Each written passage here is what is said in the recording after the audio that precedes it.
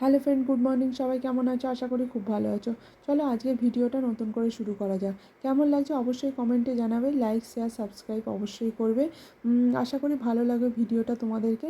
আর দেখো, ভিডিওটা শুরু করে দিয়েছি। আমরা সকাল সকাল উঠে পড়েছি। এটা হচ্ছে 6টার সময় আমরা গেছিলাম সুইমিং পুলে। সুইমিং পুল থেকে ঘুরে এলাম আর কি বাড়িতে। সকাল 6টায় উঠে পড়েছে মিষ্টি। আর এখন তো মিষ্টি সকাল তাড়াতাড়ি শোয় রাতে, আর সকালে তাড়াতাড়ি উঠে, যেটা বাচ্চাদের সিস্টেমে চলাটা উচিত আর কি। আসলে মিষ্টির খুব সিস্টেম ব্রেক ছিল। মিষ্টির হওয়া থেকেই ওরকমটাই ছিল যে ও লেট শুতো লেট উঠতো। আর এখন তবু একটুখানি সিস্টেমটা কিছুটা হলেও চেঞ্জ করতে পেরেছি। সমস্তটাই আমার আমার জন্যই হয়েছে। আমি ওকে লেট শোয়াতাম, লেট ওঠাতাম, এখন তাড়াতাড়ি শোয় তাড়াতাড়ি ওঠে। এটা বলে কোনো লাভ নেই, ওর তো কোনো দোষ নেই। যাই হোক, ও এখন খাওয়া দাওয়া করে ঘুরে বেড়াচ্ছে, দেখতে পাচ্ছ। ঘরে এসে খাইয়ে দিয়েছিলাম আর এখন ঘুরছে। আমি ততক্ষণ ঘরের কাজ কিছু কমপ্লিট করে নিচ্ছিলাম, কারণ ও এখন নিজের মতো খেলতে পারে, অসুবিধা হয় না। যত বড় হয়েছে তত শান্ত হয়ে যাচ্ছে ঠিকই, কিন্তু একটু দুষ্টুমি করে ঠিকই, কিন্তু শান্ত, অনেক শান্ত। যাই হোক, চায়ের জলটা বসিয়ে ভাবলাম জামা কাপড়গুলো কেচে দিয়ে আসি, কারণ একটা একটা করে কাজ না কমপ্লিট করলে হবে না। আর এদিকে এসে চিনিটা দিয়ে চাটা ফুটিয়ে নিলাম। চাটা ফোটাতে চাটা নামিয়েও নিয়েছি। আমি ভাবলাম চাটা খাই, তারপর জামা কাপড়গুলো তো কাচা তো হয়েই গেছে মোটামুটি, সেগুলো পরে মেলে দিয়ে আসবো। জল ঝরতে দিয়ে রেখে দিয়ে এসেছি বাথরুমে। আর বাসন কোসন মাজা হয়ে গেছিলো, সেগুলো সমস্ত উপর করে দিলাম। আর দুজনের ভাতটা বসিয়ে দিলাম, কারণ আমার সংসারে আমি মিষ্টি থাকার পরেও হচ্ছে আমার শাশুড়ি আছে, তারও সেবা যত্ন করা, তার খাওয়া দাওয়া সমস্ত কিছুই আমার কাছে। সে পুরনো বাড়িতে থাকে ঠিকই, কিন্তু তার সব কিছুটাই আমার কাছে। আর তখন ছাদে গেলাম, চাটা খাওয়া হয়ে গেছে, ভাতটা বসিয়ে দিয়েছি। ভাবলাম গিয়ে এসে আনাজ করবো, আগে জামা কাপড়টা মেলে দিয়ে আসি, চটচট তাহলে শুকনোও হয়ে যাবে। গিয়ে মেলে দিয়ে চলে এলাম। দোতলাতেই মেলি, তিনতলায় যাইনি। তিনতলায় প্রচণ্ড পরিমাণ রোদ উঠে গেছে, 10টা 11টা রোদ, মানে বুঝতেই পারছো প্রচণ্ড রোদ। আর নিচে মিষ্টি দাঁড়িয়ে থাকে, যার জন্য আমি তিনতলায় যাই না। আর এদিকগুলোতে মিলে দিলে মোটামুটি শুকনো হয়ে যায়। দেখতে পাচ্ছ বাইরে রোদটা কতটা উঠেছে।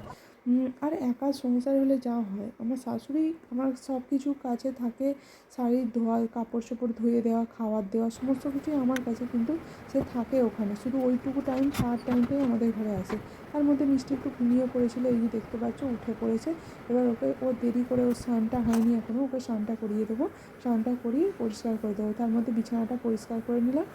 ঘরটা ঝাঁটানো হয়ে গেছে, পরিষ্কার হয়ে গেছে। এই দেখতে পাচ্ছ মিষ্টি রান্নাটাও আমি কমপ্লিট করে নিয়েছি।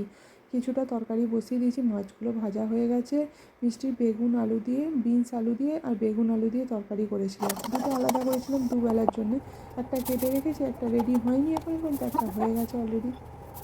তার মধ্যে ঘরটা একবার ঝাঁটিয়ে নিলাম, মিষ্টিকে চানটা করাতে হবে।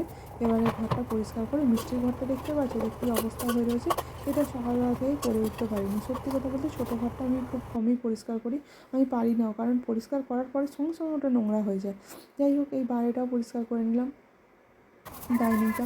তারপর এদিক ওদিক পরিষ্কার করে ঝাঁটিয়ে, সকালে কিন্তু আমার একবার হয়ে গেছে কাজটা। তো আবার ম্যাডাম সব নোংরা করে ফেলেছিলো, আবার পরিষ্কার করলাম আর কি। তারপর এইসব আনাজ ছাড়িয়েছিলাম, আনাজগুলো দিয়ে পরিষ্কার টরিষ্কার করে বাইরেটাও ঝাঁটিয়ে পরিষ্কার করে দিলাম। কারণ কিছুতেই কাজ কমপ্লিট হয় না, কাজ আর শেষ হয় না, কাজের কি আর কোনো শেষ আছে।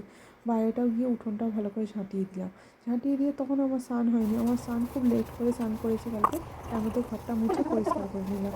আর মিষ্টি উঠে পড়লে না, ঘর মুছতে প্রচণ্ড অসুবিধা হয়, কারণ জল পড়লেই, পাথরে জল পড়লে পা দেওয়ার সঙ্গে সঙ্গে হড়কে যায়। যার জন্য ও উঠে পড়লে আমি কিছুতেই ঘর মুছতে পারি না। আর দেখতে পাচ্ছি এই দিয়ে ঘর মুছে কোলে নিয়ে কি ঘর মোছা সম্ভব হয় বলো? কিন্তু তাতেও করতে হবে, কিন্তু কিছু করার নেই। একার সংসার হলে সব কিছুই সম্ভব, সব কিছু সম্ভব করতে হবে, অসম্ভবকেও সম্ভব করতে হবে। যাই হোক, এইভাবেই চলছে। অনেকটাই বড় হয়ে গেছে মিষ্টি, আর কোনো অনেকটাই চিন্তা দূর হয়ে গেছে। আগে মিষ্টি অনেক ছোটো ছিল, অনেক টেনশান ছিল আমার, কিন্তু এখন অনেকটাই টেনশান ফ্রি থাকি।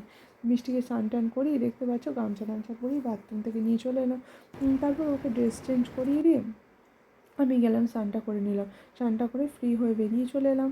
আর মোটামুটি কাজ তো সবই কমপ্লিট হয়ে গেছে। মিষ্টি ডাকছিলো, তাই সাড়া দিচ্ছিলাম আর কি। তারপর খুব খিদে পেয়েছে, ওর খিদে পেয়েছে, ওকেও খেতে দেবো, মাকেও খেতে দেবো। মায়েরও খাবার বেড়ে নিলাম, ওরও খাবার বেড়ে নিলাম, একসাথে দুজনকে বসিয়ে দেবো আর কি। তারপর বিকাল হয়ে গেছিলো, সন্ধ্যেবেলায় মিষ্টিকে নিয়ে একটু বেরিয়েছিলাম সুইমিং পুল, কারণ এটা কাছাকাছির মধ্যে গেলে বাচ্চাদের সবাই থাকে, তো অসুবিধা হয় না।